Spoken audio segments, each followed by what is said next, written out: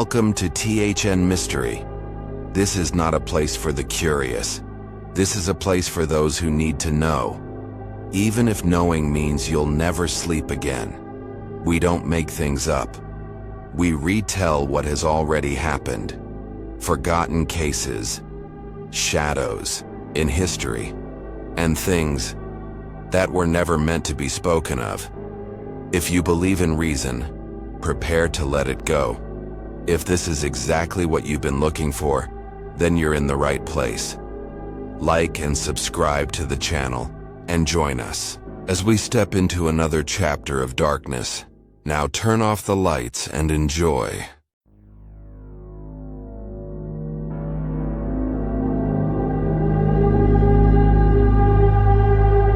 A mother, a silent house, a door untouched for 20 years, until someone finally opened it. On a rotting bed, Death lay sleeping. No one knew, no one heard. But the question remains, did the mother not know, or did she choose not to know?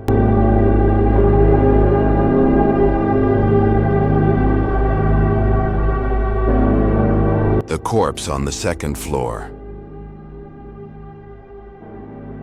Part 1. The Threshold of Death. On a crisp early autumn morning in 2016, the Midwood neighborhood of Brooklyn lay quietly in its timeless charm. No one could have imagined that behind the dull gray steel door of a 3-story brick house at the end of the street, an elderly woman was lying on the brink of death. And no one knew. Mrs. Rita W., a widow over 80 years old, had lived alone in that house for 2 decades. Most of the neighbors knew her only as a living ghost. No one saw her leave, no one had spoken to her. Every week a few delivery people would leave grocery bags at the doorstep.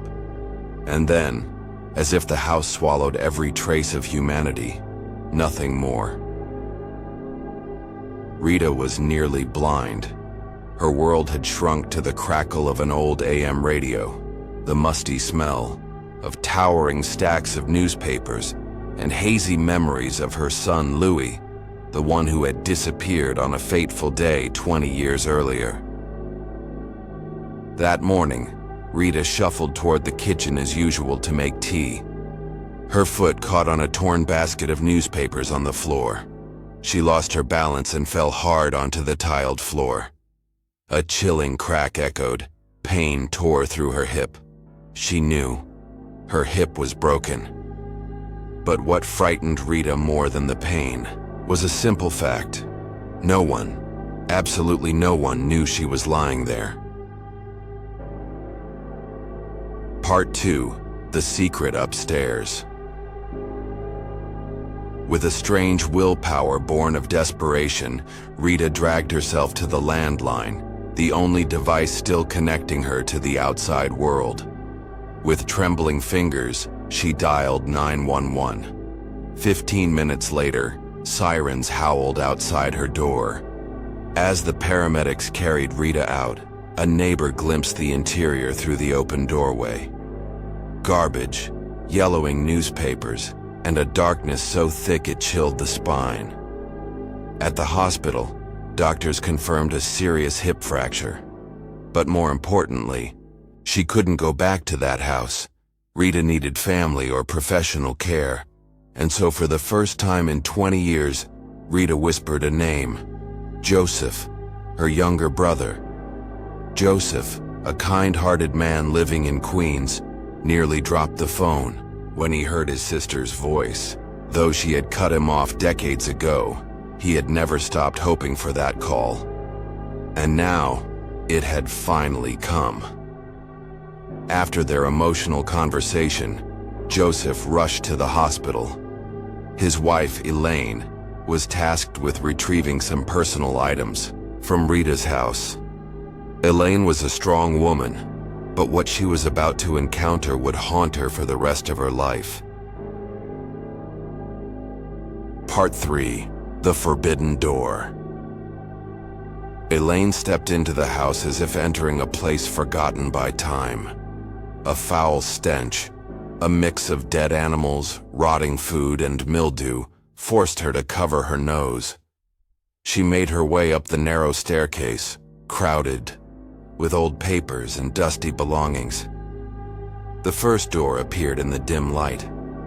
Elaine pushed it open, hoping it was Rita's bedroom. But what greeted her was not a bed. It was death, dormant for 2 decades.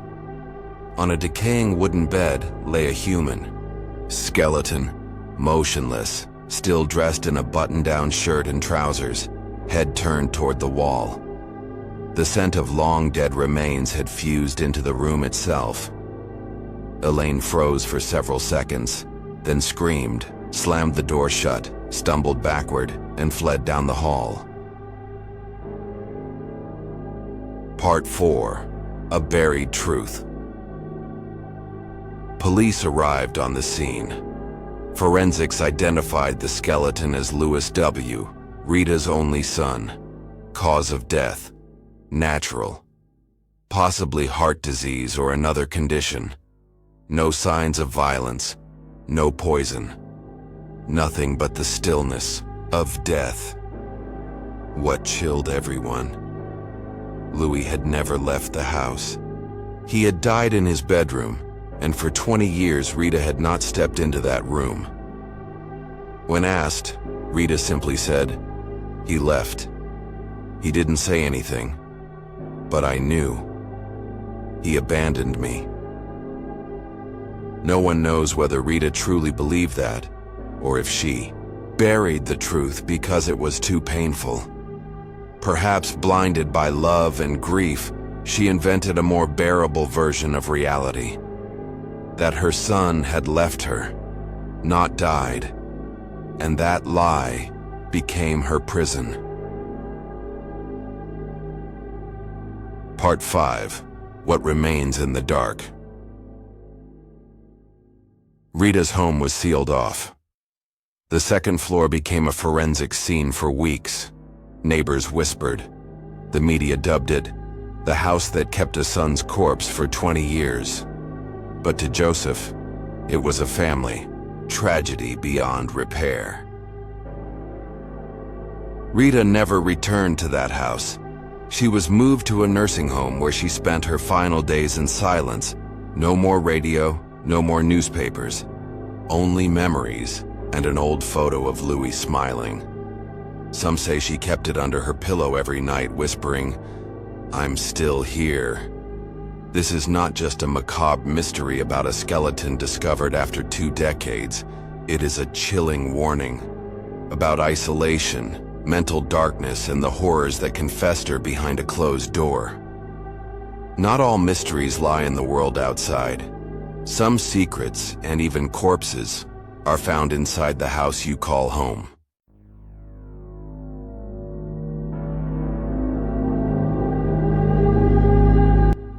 A cabin in the snowy woods. A young man vanishes overnight. When he was found, his body was nearly untouched. No decay, no animal damage. But the strangest part were the marks on his wrists and the time of death, just hours before.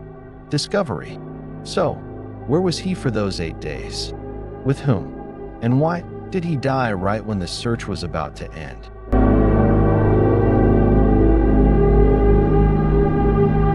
Investigative File: Siberian Mystery. The young man who disappeared in the woods. Character names have been changed. Some events are based on international media and investigation reports. When people think of Russia, most envision the ISO, western part, also known as European Russia, where the majority of the population lives. However, this region accounts for less than 1/4 of the country's total area.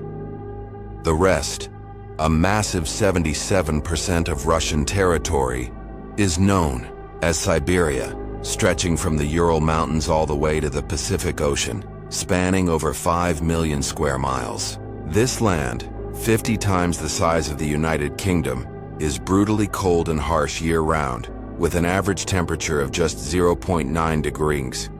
Siberia is also home to top predators such as brown bears, gray wolves, and the infamous Siberian tiger, a species known not only for its strength, but its intelligence and capacity for vengeance. In one chilling case from 1997, a hunter named Vladimir Markov shot and wounded a tiger.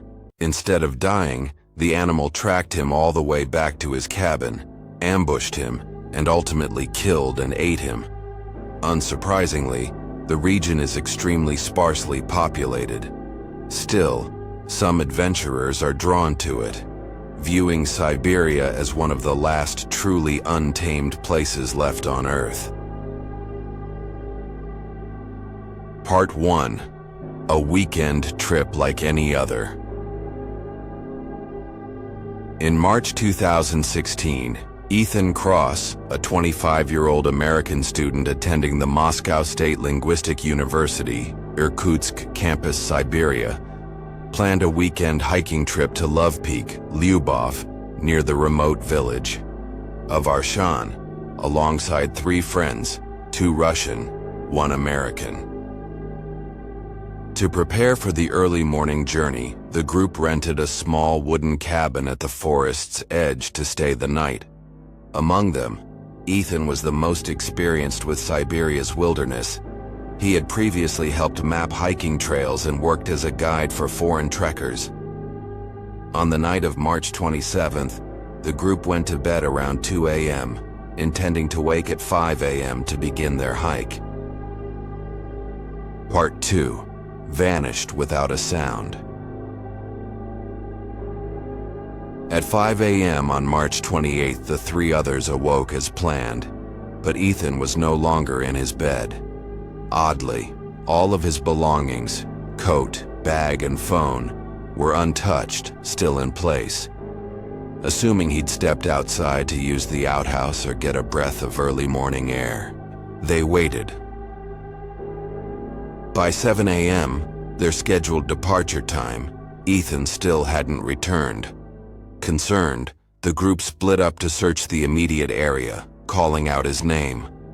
When there was no sign of him, they left a written note on the cabin door and headed to the nearest police station to report him missing. Part 3. The Search, and a shocking discovery. A large-scale search effort was soon launched, involving local police, rescue teams, and volunteers.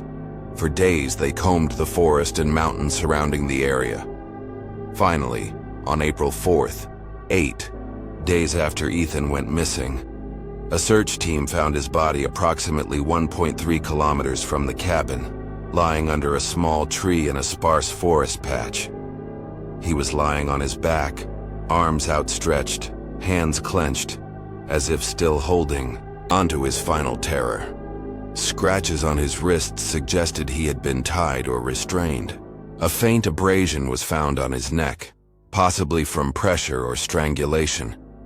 His clothes were torn in several places, hinting at a struggle or being dragged. What baffled investigators most? Ethan was barefoot. Despite having undergone ankle surgery, and according to friends, he couldn't wear shoes without socks due to pain. Even more disturbing was the condition of his body. No visible decomposition, wounds appeared fresh, and there were no signs of animal interference. All signs pointed to a conclusion. Ethan likely did not die immediately after disappearing, but was instead held somewhere for a week, then killed and placed in the forest. Part 4. The Autopsy, and more questions. A few weeks later, authorities in Buryatia province declared their conclusion. Ethan died from hypothermia after becoming lost. The official report noted traces of THC, a compound in cannabis, in his urine and speculated that he was under the influence, became disoriented, and wandered off. But Ethan's family firmly rejected this explanation. They forwarded the forensic report to an independent lab in the United States for reanalysis. The American experts returned the following findings. The THC concentration was extremely low, suggesting it had been consumed days prior and was not enough to impair his judgment at the time he went missing. The injuries, particularly to the neck, indicated possible strangulation or suffocation, not consistent with death from exposure. Ethan's body showed unusual preservation, almost no decomposition, implying he had been alive during most of the search period and likely died just hours before being discovered. Part 5. A chilling hypothesis: targeted abduction. Some believe Ethan may have been abducted in the early morning, perhaps while stepping out to use the bathroom or breathe fresh air. He might have been ambushed by one or more strangers, then kept hidden, possibly in a remote forest shack, or even somewhere in the village of Arshan. This theory gains traction when considering Ethan's recent activity. He had taken part in a small environmental protest in Irkutsk. Following the event, he received a warning letter from local police advising him not to join such activities again. His family now suspects he may have come under surveillance by Russian security agencies, and that his death was not random. Still, puzzling questions remain. Why kill him while he was with 3 friends who would surely raise alarm? And why wait a full week before murdering him instead of acting right away? These questions, to this day, remain unanswered. Current status. As of now, the case has been closed in Russia, with no further investigation, no suspects, and no apology or official explanation given to the family. They continue to write letters, campaign, and plead for the file to be reopened, but all doors remain shut. Unanswered questions. Who or what was waiting outside the cabin that night for Ethan? Why was the body preserved despite 8 days in the wilderness? Where was he held during his disappearance? Was he the victim of an organized operation or an act of random cruelty? Why did Russian investigators shut the case so quickly? Sources: RFE, RL. The mysterious death of Colin Madsen in Siberia. The Guardian. American found dead in Russian wilderness after hiking trip. CBS News. Autopsy in Siberian death. Questioned by U.S. experts. Medium. Stop fake. Was it hypothermia, or was he murdered? Family GoFundMe. Justice for Colin.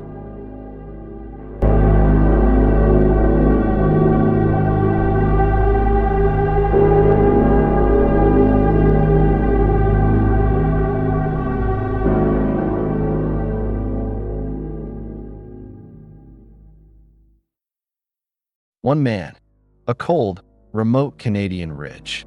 He wasn't searching for treasure, just silence.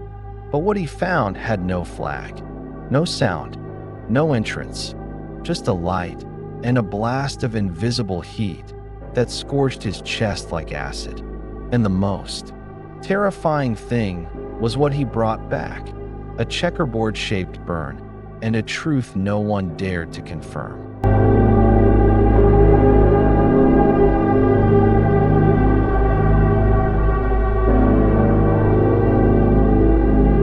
Falcon Lake File. The Mystery on the White Rock Ridge Part 1. The Man from Darkness. May 1967. In the deep wilderness of Falcon Lake, Canada, the season was in transition. Snow melted. The ground oozed moisture, and damp pines released the rich scent of earth and resin. Amid this stillness, a middle-aged man dug intently into a gleaming white quartz ridge along a mountainside. His name was Stefan Michalak, a survivor of a Nazi concentration camp. He was not there for wealth, but for something else: absolute silence. Solitude offered him a kind of purification. But that day, he encountered something that did not belong to this world. Part 2: A Fracture in Reality. Around noon, as Stefan was quietly eating, a sharp, violent sound tore through the stillness, like a flock of geese being shredded in mid-air. He looked up and saw two blood-red, glowing objects silently gliding across the lake's surface. They did not fly. They did not vibrate. No sound of engines. They slid through the air as if drawn by an invisible force. When they were just a few hundred meters away, one veered upward and disappeared into the clouds. The other descended, landing quietly on the quartz bedrock with a crackling noise like breaking ice. Part 3: The Door Without a Threshold. Stefan did not run. He had seen humans become monsters, so to him, non-human didn't necessarily mean evil. He moved closer, pulled out his sketchbook, and began to draw the craft. A disc-shaped object, rivetless with no national markings, its surface smooth like a mirror. Half an hour passed. No movement. Suddenly, a sliding door opened, revealing a blinding violet light, piercing the mist and reflecting in Stefan's pupils. He pulled, his welding goggles down for clarity. No one stepped out, but inside the light moved as if it was breathing, alive. Part 4: Voices Without Origin. Stefan called out, "Hello? Do you need help?" Silence. Then, a soft murmur. Two voices whispering in parallel, conversing in a language he didn't recognize. And he spoke 6 languages. He tried German, Russian, French, but each time he spoke the voices stopped, then resumed, whispering like voices behind an ancient tomb door. Part 5: Touching Another World. Stefan stepped forward. Just a few more steps. The air smelled of metal and ozone. Around him, the atmosphere began to warp, like heat distortion. He touched the ship's edge with his gloved hand. Instantly, the glove began to melt like wax, and from the ship's body, a vent-like grate turned to face him. Then, an invisible blast, hot as plasma, struck his chest. His shirt ignited. His skin blistered as if burned by acid. But worse was the sensation. His mind shook violently, as if the fabric of reality itself had cracked. Part 6: Returning with marks on the flesh, Stefan fled. He stumbled down the mountain like a sleepwalker, vomiting, delirious, in a feverish haze. Sulfur clung to his skin. He had no shirt, no clear sense of self. Only one thought remained: get home. At the motel, he was mistaken for a drunk, but staff later said he didn't smell like alcohol. It was metal and something like burnt electricity. Part 7: The Checkerboard, Burn and Government Silence. At the hospital, Stefan's burns shocked doctors. A checkerboard pattern, perfectly square, unlike any burn they had seen. They suspected chemical burns, but could not identify the substance. Radiation tests? Negative. Toxic exposure? None. But at Falcon Lake, investigators found a circular scorch mark at the exact site Stefan described. Abnormally high radiation around the area. 3 rare pieces of silver, radioactive, with E. No geological link to Falcon Lake. Nearby rocks melted as if fused by molten metal. Part 8: The Betrayer of Reality. The Canadian government investigated quietly. The U.S. Air Force's Project Blue Book got involved. but no official conclusion was reached. All they said was, "Something occurred. We cannot confirm or deny it." Stefan was mocked by the media. Neighbors distanced themselves. His children were teased, called the kids of the man who saw aliens. Part 9. The dying testimony of a silent witness. Before his death in 1999, Stefan gave a rare statement. "I never believed it was aliens. I just think it was technology beyond our understanding. Maybe from the future, or somewhere else in this universe." He never changed his story and never profited from it. He paid out of his own pocket to print a small booklet detailing the event, leaving copies at his door for anyone curious. Read it, then decide for yourself. Sources and cross-references: Library and Archives Canada, Falcon Lake UFO Files CBC. News, interview with Stefan's son book, When They Appeared by Chris Rutkowski U.S. Air Force's Project Blue Book.